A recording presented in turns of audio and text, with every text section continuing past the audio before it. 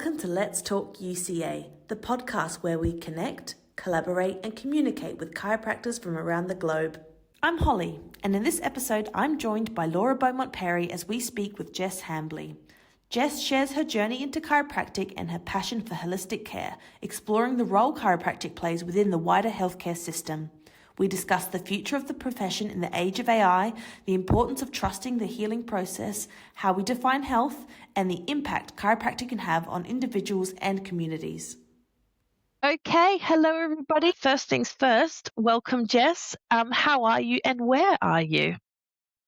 I'm very well. I'm coming to you from central London. The first thing we like to ask our podcast guests is usually, how did you find your way into chiropractic and what do you love most about chiropractic, Jess? Cool. My chiropractic story is a little bit different because I feel like I know a lot of chiropractors who had received adjustments, had life changed, like had their lives changed. And then from there, they decided they wanted to take up the mantle. I had never seen a chiropractor. I'd never been adjusted. All I really knew was that I wanted to work in healthcare and I really wanted to help people. And I looked into so many different healthcare professions. I was going to be a speech pathologist, an audiologist, or a physio, and I couldn't work out which part of the body do I want to specialize in. And I went to a university open day and they had a health sciences section. And in that health sciences section was a chiropractic section. I had no idea what that was. And so my dad's like giving me the elbow. He's like, well, go ask him then, find out what it is. And it was explained to me so simply. And all I remember, and I still remember it, this was Professor Peter Bull, who had said to me, he's like, oh, look, chiropractic, it's just about how the whole body works together. So rather than looking at one part, we're looking at looking at the whole thing. And I said, oh, great, that makes sense. Like, I don't have to specialize now. I can deal with the whole thing. That sounds so much better. And that was all that sold me on it. Simple as that. And then I didn't get my first adjustment until first year university. And then obviously, 18 years later, the rest is history. But yeah, the concept of it just made a lot of sense. And I still am so grateful that this is how I found my way into healthcare. Because I think sometimes when we specialize, we can get really tunnel vision. And this does track into my favorite thing about chiropractic. I really like that we can zoom out and look at what's controlling the body and allow the body to find its way from there. It doesn't require me to know exactly what the body needs other than to remove interference to how it already works. So that's my favorite thing about it. And was there a particular moment in time through your studies or out in practice where, it just reaffirmed, the decision that you made on that careers day?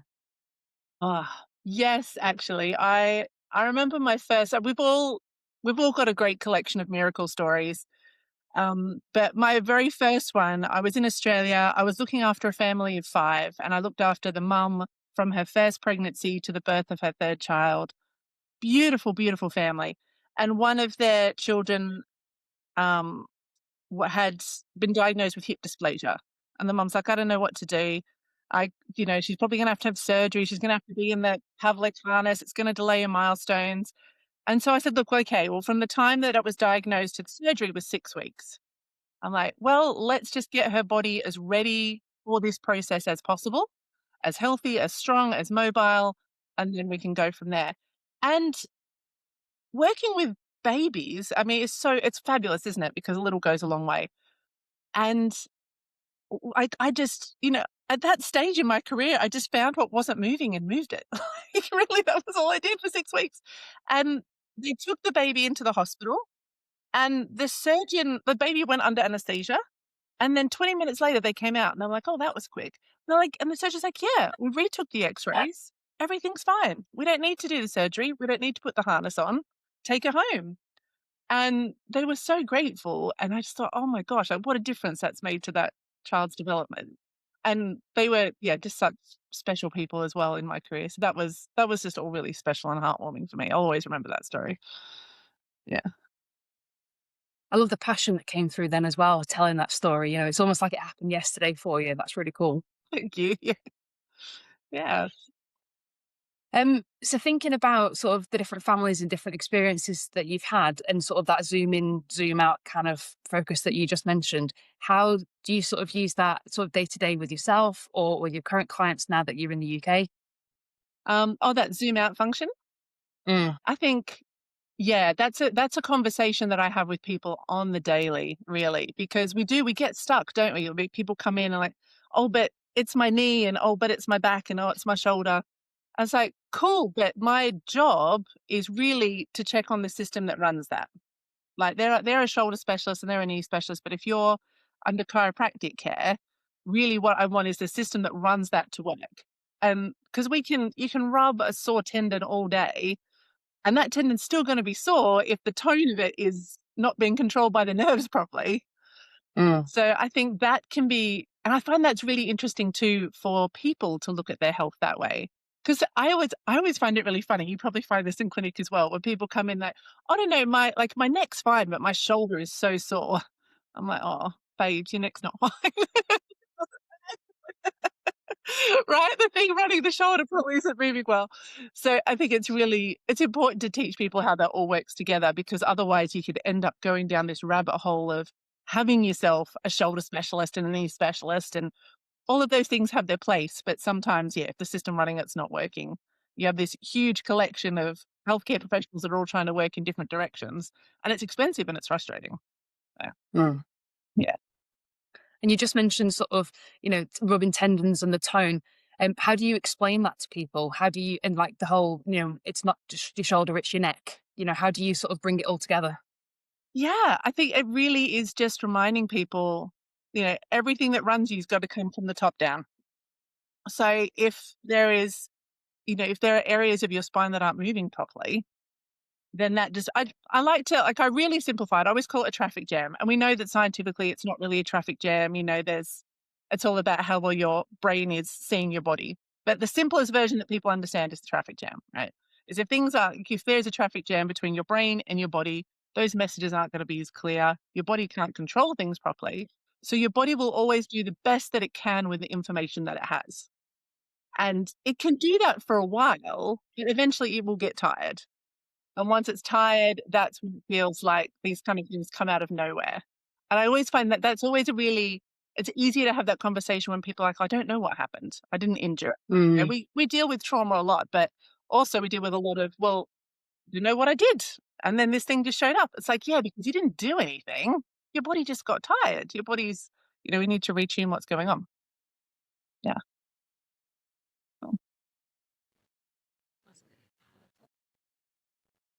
One of my next questions kind of leads on for that, really, about how, what role chiropractic sort of plays in the wider healthcare system, but also what healthcare, especially in the UK, could look like in the future. Mm.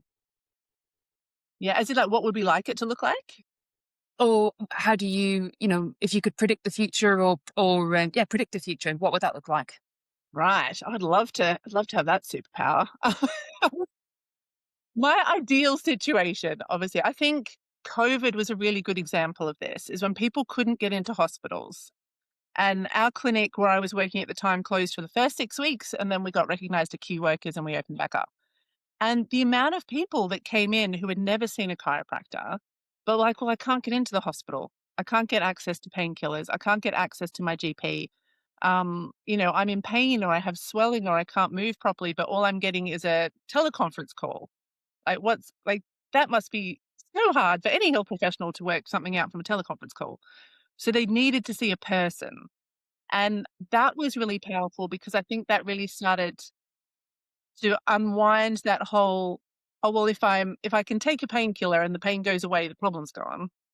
It's like, right, we can actually have a look at you now and work out what caused that situation. And then that already means that we're taking that load off the NHS, right? Because we need the NHS. They're there for emergency care, but they're also so overloaded with stuff that's not emergencies, because people haven't been educated on how their body works. And so that's what we're here for. It's like, okay, well, I really want people to be able to trust their body, to know when they need to go to the NHS and when they don't, and when we can help and when they can have that autonomy over their health and their body, and when they can trust the healing process. Like, that's such a hard thing, isn't it? Like when we're in pain, we're scared. So we automatically go to somebody who like, please take this pain away because I don't know what it is and I don't want it to be a big problem. I love being able to coach people through that. That's okay. You know, pain can be a part of healing. Pain is simply your body telling us that you need something. Let's find out what you need. Maybe that's a specialist, maybe it's not. And I think if we can take that load off, then that means that the people who need emergency care can also get access to it because, you know, the NHS aren't trying to work their way through the weeds of what's an emergency and what's not, and how do we get people out the door quicker? Okay, well, we give them painkillers because then they're not going to worry anymore. But then that problem underneath the painkillers is going to develop into something bigger where they've got to end up back in the emergency department because we didn't deal with it properly the first time. So Yeah. yeah, so I think that's where we can work together better. That's where I'd like to see us working even more is people sort of, I guess, people checking in with their chiropractor before they need to check in with the hospital. I think that would be great. Yeah. So almost flipping the system on its head, really. Why not? That would be pretty cool, and that would definitely be a superpower as well. Yeah, right? I mean, gosh, if somebody's got, you know, a broken bone or an organ coming out of their body, like, don't call me. Please go to the hospital. You know, anything else, I'm happy to check first. Like, I love your benchmark. Very clear. yeah, thank you. Speaking of looking into the future, Jess, do you think there will ever be a time where AI will be able to replace chiropractors? Oh, I mean, the quick fire response to that is no. I can't see how artificial intelligence could put their hands on a person. And really, like, that's what chiropractic is, right? If we can't put your hands on someone, how can you? There's such a power and a gift that really comes with being able to do that. I think AI is like, it's getting pretty slick at the diagnosis thing. I think but no, I think ultimately no, because, and again, I know Laura will have experienced this in clinic. Sometimes people come in and they'll have a symptom, but where the problem is and where the pain is are different.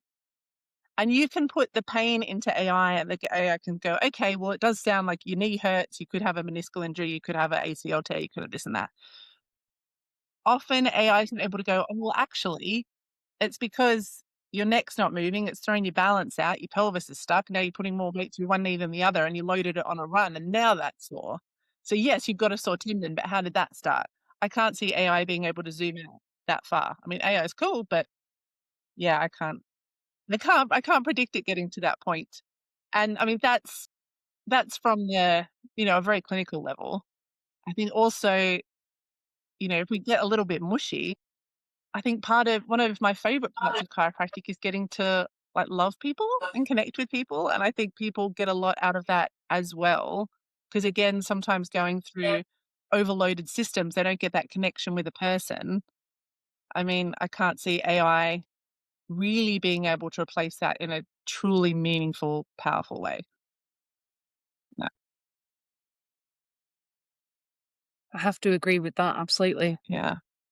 And I think we mentioned this in the previous podcast I was on, that you know, COVID again taught us that people didn't have other people around them as much, and therefore that connection was highlighted even more with the person-to-person care, wasn't it? Oh, absolutely. Like, it felt so much more special, even when we had to do it through gloves. Being able to touch people during COVID, right? Because everywhere else we went, we're like bumping elbows and knees and doing all this weird stuff. But actually, then you lie on the table and you get to put your hands on people, and you realize, for me, I realized how much I missed it during lockdown. Oh my gosh. Yeah. There's such a sense of safety and connection that comes with that. And I think if we lose that, like, generally as a society, like, that's a scary place to be. Like, yeah. I suppose as well with the COVID times, I don't know how you sort of felt. 'Cause we also closed for about 6 weeks. Um, Slightly lost the sense of my own purpose as a chiropractor because you weren't able to sort of, you know, not only do your job but you know help the community and things. Sort of from a chiropractic point of view, how do you sort of see your purpose or your goal within chiropractic from a personal point of view? My favorite thing, I think, really is teaching people to trust their bodies. I feel like that's my role. Like, I quite like doing health talks. I quite like going into companies and offices and different buildings and just sharing that message, because I think really as chiropractors, I don't know how many other people are sharing that message in a meaningful way about how you can trust your body and that your body is always working for you, and that its wisdom is what built you, and it knows how to look after you, and it knows how to heal you. You know, the best doctor in the world is you, because I think we've really been trained to rely on other people and other professionals to kind of be in charge of all of that. So I think educating people to trust their body. And if I've got clients that are coming to see me that start to come in because they're feeling really good and they want to check, or they know that, yeah, they just, I mean, I've had people, like people that can trust the healing process and go, yeah, I'm in pain, but I'm moving better today, rather than like, I'm in pain and it's all going wrong and nothing's working. That's really where I get, I think, the biggest joy. So that's where I'd like to think my role is educating people on being able to trust their body. Yeah. Cool, lovely answer. And again, I suppose that nicely leads us on to one of sort of my questions, and this was stolen from somebody on Facebook. How would somebody know they're healthy? So I read that question and I didn't really have my own answer to that. So I'm just curious what your thoughts are on that. Oh, that's a good question. Okay. Do you know what? How would you know you're healthy? Okay. So if we're trusting your body, I would say you're always in some state of health, because your body is always working towards health, right? Your body is always working towards repair. You know, like they've done studies where they put like human cells and like poison into petri dish, and it naturally moves away. Like your body knows how to protect you. Sometimes when we have a health expression, right? Like we've got a cold or a flu, like that is not always unhealthy. That can be a very healthy response to a pathogen, right? A fever is, we tend to sometimes get really quick to want to suppress it, but that's a very healthy response. So I think, I mean, great example. I had food poisoning 3 weeks ago. That was a very healthy response to a very bad burger. Like that is what's meant to happen. If I didn't go, you know, if I didn't have that very special relationship with my bathroom for 24 hours, then I, you know, I could have died. So that's, I think, knowing how your body works means that we're always in some state of health. How would we know if we've kind of achieved that ultimate state of health? I think, hmm, I'm trying to think, is it too esoteric to say, are we living the life you want to live in the way that you want to live it? Right? Like, are you mobile? Do you feel like you're making decisions for your best self? Are you doing the things that you want to be able to do with the people that you want to do them with? Because we know health isn't just physical, right? It's that combination of physical, emotional, chemical. I feel like if all of those things are working together, life's pretty good. So I know it's very hard to quantify answer, but yeah, that's really what we're working people towards, right? And it's always more of a journey than a destination. But I think that would be, I think that's when I feel the healthiest, when those things are working well together. I think you're right on the quantifying part, because you could have a blood test and it could be fine, but there could be a symptom. So it's, again, which moment in time or which thing do you look at to determine whether you're healthy or not? So that's a lovely rounded way of bringing it all together. And also maybe everyone's goals is a little different as to what they're, like you say, trying to achieve with health. So, my version of health might be different to everybody else's, and that's okay. Absolutely. Something I want to ask both of you actually. I'm curious to know, if you remember, what was your definition of health personally before both of you discovered chiropractic? And then, how has that changed over time? I'm curious to know. For me, I think it was probably the same as what most people's are. It's like no pain, no problem, right? Like, I think that's how I was raised as well. Like, again, you've got a fever, quick, take a lot of painkillers. So if you're not expressing symptoms, you're okay. Which obviously that system doesn't work too well when symptoms start cropping up out of nowhere, because you can only suppress those messages from your body for so long. But I would say that would be my initial understanding, until we got into the deeper, until I really started to understand how the nervous system works and how it controls things. And when we started to recognize symptoms as messages and not enemies. That makes sense. Yeah. I think for me, so I was a very healthy kid to the point where one of our neighbours, I forgot her role in the GP practice, but I remember they thought I had a chest infection and being in there and her being gobsmacked that I was in the GP practice because it was just, something that was very rare. And then sort of the next thing is my introduction to chiropractic was when I was about 10 years old because my dad had a bad back. So you've got the two components there of I was relatively young with my introduction to chiropractic and it was vitalistic chiropractic. But on the flip side, my parents used it for pain relief. So there's a bit of a a mesh of those two ideas there. And I think that, again, maybe the same with Jess, relatively sort of standard-ish, approach to health. Although again, very active, very healthy family. Um, and then I went to a very mechanistic school. And I knew along the way, I was like, this isn't what I thought it was going to be. And I remember being a little confused and then uncertain as to, do I really want to spend 4 or 5 years studying if this is what it is? And then having a conversation with one of my tutors who said, yeah, different people practice in different ways. Maybe you should start going and shadowing different practices and figuring out how it is you actually want to approach chiropractic care. And that's what I did. And then that kind of, helped my compass, as it were, get back on track with regards to the things I did and did not resonate with me, let's say, about chiropractic care and the different approaches. So yeah, sort of probably fine-tuned it towards the end of my university, and then going into practice, because I've always been in, very vitalistic offices, after I graduated. Fantastic. Thank you. We're kind of looping around a little bit, I think, but how do you think sort of, different organisations, the GCC, the UCA, can sort of help, shift that healthcare paradigm and, move, chiropractic care forwards? I think, yeah, it's interesting, isn't it? Because the GCC and the UCA have different roles in that. I'd like to see us all asking better questions. I think sometimes a really good example of this was in Australia when they were concerned about the adjusting of children under 2. And they did the safety, I can't remember the safety of chiropractic study in 2019. And they were just looking at parent satisfaction with people who have taken kids to chiropractors. And it came back overwhelmingly positive. 99% of parents were so happy with the care that their children received at chiropractor. When in a time when they were really hard, like the government was really investigating, okay, well, is this safe or not? All of these parents, and no parent is going to subject their child to anything they think is unsafe. 99% of parents are like, super happy, this is great.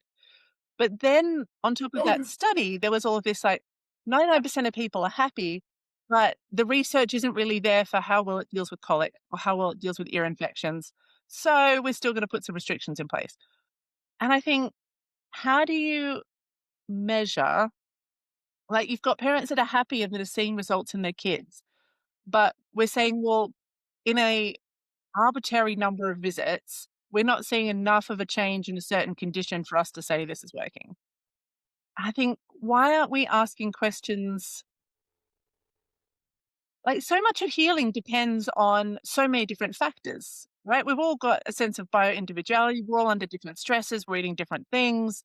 We've got a history of different traumas. We're all going to heal at different rates. So how can we just go, okay, well, if it didn't happen in 6 visits, there's obviously no proof of this really working. Like, I think if we were starting to track quality of life questions more, and I mean, sometimes our patients, we need to get them into that state of mind as well, don't we? It's like tracking that quality of life. It's like, I know it still hurts, but are you moving better? Are you sleeping better? There are so many different signs of healing.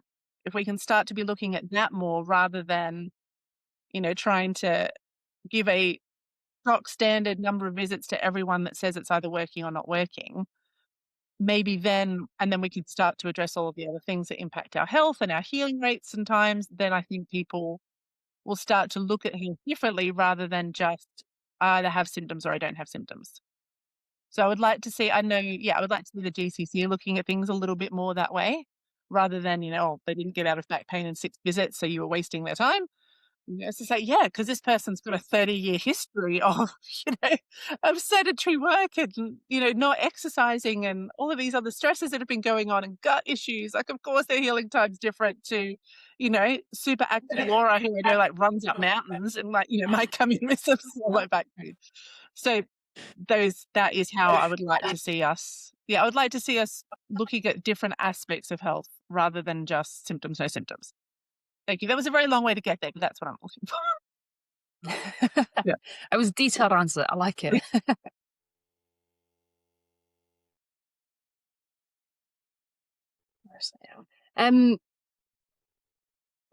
So two parts to this question. What is the one thing that you think every chiropractor should know? Mm-hmm. And also, knowing what you now know, what would you tell your younger self? Wow. That's a great question. That is a good question. And because I went so long with the other answer, I think I can answer this one quicker because I think it's the same thing for both. And I think as the more I really get my head around this, the better I feel in practice, which is chiropractors, like we're not healers, we're just facilitators. And I'm not belittling our role in healthcare, but I think if we can really see that healing depends on the person in front of you, like they need to, like their body is doing the healing. We are simply removing the interference to the body being able to do that. Because again, sometimes we mark, at least I know for a good portion of my career in the early stages, I really gauge success on whether people were out of pain or not. And again, in that certain number of visits, right? Because that's what we were tracking. So sometimes I could do the same technique for 5 people with the same inverted commas condition, and different people got different results because of the other stresses and because they heal differently. And so all of a sudden, I'm starting to feel like a fraud for those people that are healing at a different rate, and work becomes very stressful because I don't know if I do this technique that worked for someone, is it going to work or not? Like you don't have that certainty. Whereas if we have the certainty, the body heals all the time for everybody. There's no exception to that rule. It's just some people are struggling to heal more than others or have more healing to do. And we're making it easier for the body to do that. When I recognize that as my role and not to just fix everything, no one likes seeing people in pain, but unfortunately, I can't really take pain away. I can only help the body get to a state where it doesn't need to keep sending you that signal. That's as much as I can do. And I think when we see ourselves under that role, it becomes easier. It's a teamwork thing. We're not frauding people. We're not tricking them into what we can and can't do. We're not bigging ourselves up. We really are just respecting the power of the body for each and every person that comes in. And I wish that I had known that 10 years earlier in my career. I think I would have saved myself a lot of heartache. Yeah. I think as well, part of that's a bit of experience, because I certainly resonate with that as well. And I remember hearing people sort of saying it, it's not your responsibility kind of, phrases, and still struggling to make that link between that phrase and logic and then how I actually felt with the person in front. And I think it's for me personally, it was more, the more I gained experience, the more you learn as you go a little bit with that as well, don't you? Absolutely. Yeah. Yeah. Sometimes a tough lesson. Yeah. That's how we learn, is the tough lessons, really, isn't it? How do you sort of see sort of chiropractic and care and philosophy sort of impacting the community that you're in? That could be sort of looking at your clients. It could be looking at your friends and family. However you want to interpret that one. So how do I see philosophy impacting my community? Well, I think the biggest impacts that I see sort of in London at the moment, because London's a very kind of high stress, hustle, push kind of environment. And there's not a lot of places in London that give you permission to rest or permission to just be. It's very much like, you need to be doing all of these things all the time and work and push and exercise and do this and do that. And I think when people come to me and they have just been pushing and pushing and pushing, and I give them permission to rest, or, I strongly suggest, I truly am looking to do this in practice, is print up rest permission slips, because I feel we don't really give ourselves, like, if you're not giving yourself a chance to heal, I have people with acute low back pain, sciatica raging down the leg, and they're like, "Quick, what kind of exercises do I need to do?" Like, no, slow down. Like, you don't need to keep pushing this thing. Like, please rest. Please allow your body to deal with this inflammation properly. Let's remove it. Let's calm it down. And I think that's a really foreign concept for a lot of people, is that you don't actually have to push through. You've not done anything wrong. You just need to allow space for your body to heal. And I really like that message kind of slowly trickling in a culture that's quite fast and quite hectic. Yeah. I love that because it's so different to sleepy little Shrewsbury. If either of you ever get to come up here, it's a very different pace of life, which is part of the reason. Yeah. Yeah, I get it. Sounds great. Laura, did you have any more questions for Jess before I jump into the kind of the closing questions? I've got just 2 or 3 closing questions, but I just wanted to make sure you've got everything off of your list. I have, yes, thank you. Go for it. No, sorry. I mean, I've asked them all. Okay, Yeah. cool. No problem. So Jess, a couple of questions that I like to ask our podcast guests on all of our episodes is, and I'm always very curious to hear people's answer. So if you were to have dinner with 5 other people, dead or alive, anyone in the world, who would you choose? Gosh. So you get 5 guests to your dinner party. We get 5 guests. This is a tricky. I feel this is really going to bring out my millennial white girl side. Because they're like musical and Disney related. And gosh, anyone who knows me knows Taylor Swift needs to be sitting at that table. But I think, Taylor Swift, Lin-Manuel Miranda, I think is incredibly creative, and I love how his brain works, and I would just love to know more. It's creative people when I really think about it. I think like Taylor Swift, Lin-Manuel Miranda, Seth MacFarlane, I think he's really funny, and I love how his brain ticks. And maybe it's because my brain doesn't tick that way that I want to connect with those kind of people. I was once asked this question at a party, and I said Walt Disney, and everybody went quiet because obviously he had some problematic beliefs. But also I would love to know how somebody who did have problematic beliefs was able to create something so joyful and so wholesome. So I would love to have that conversation as well. And where am I up to? Is that 4? Yeah, you've got one more. I've got one more political person. Mate, you know what? It's a chiropractic thing, but genuinely a Palmer. Like, let's put, because I would love to know how Dee Dee Palmer went from, I've got somebody who's got hearing loss. Do you know what? Let me give it a go. Let me just see if I can push on something and change that. Like, how did you make that connection in your brain? That has then paved the way for all of us to be able to help people achieve health. Like, all these many years later, I think that's like what an incredible action that just started this ripple effect that is only going to expand with time. So I think that would be pretty cool as well. And also, there is a lot of questions about his personality too. I'd really like to know what. I think that's a time machine moment. If you could go back and actually, because there's not history books, doesn't quite fill in all the gaps, does it, in that period of time with regards to what you've just said about from, one to what it is now. Yeah. So time machine into that moment of going, oh. Yeah, absolutely. Great answers, thank you. I'm also curious to know, how would you, or maybe not how would you, but how do you describe chiropractic to a 5-year-old? Yeah. So with a 5-year-old, it's a little bit like the traffic jam, and sometimes they get the traffic jam, but I tend to use switches. So I just tell them, your brain runs everything in your body. So it gives you and usually with kids, it gives you the power to run, to jump, it helps you be healthy. But for that power to run your body, it's got to come through all these joints in your spine. And these are like little little light switches. So as long as when they're stuck, that's like turning the light switch off, which means we're not getting the power to the thing we need to work. So my job is to just switch the light switch on again. And generally kids, I find, get that pretty well. So yeah, that would be how I explain chiro to a 5-year-old. Excellent answer. I feel like that could possibly work for adults too. Absolutely. Yeah. Sometimes we make things really complicated. I think chiropractors have that burden of knowledge.